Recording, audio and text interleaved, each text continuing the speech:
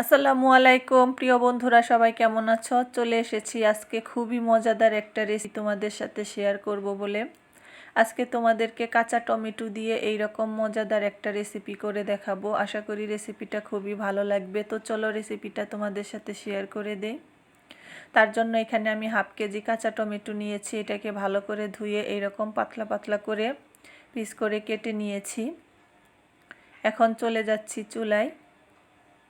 কড়াইতে দিয়ে দিয়েছি তেল। তেলটা গরম হয়ে গেলে এর মধ্যে দিয়ে দেব গোটা জিরা আর 2টা শুকনো মরিচ। তারপর দিয়ে দেব পেঁয়াজ কুচি আর কাঁচামরিচ কুচি দিয়ে এটাকে ভেজে নেব।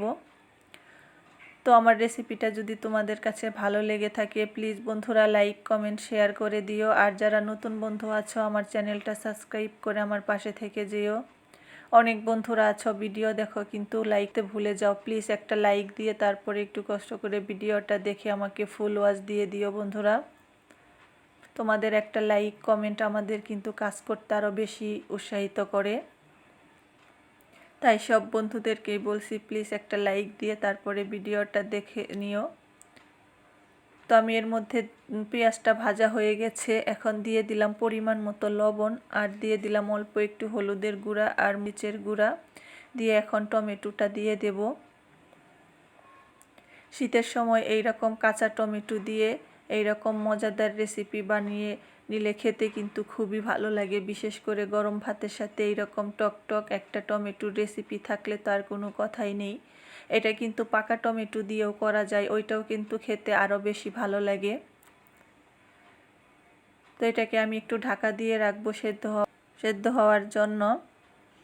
টমেটোটা তো এমনিতেই অনেকটা নরম থাকে, এটা চুলায় দিলেই একটু নরম হয়ে যায়, এর জন্য বেশিক্ষণ চুলায় রাখবো না। তো আমার রান্নাটা হয়ে গেছে। এখন নামানোর আগে কিছু ধনেপাতা কুচি দিয়ে দেব।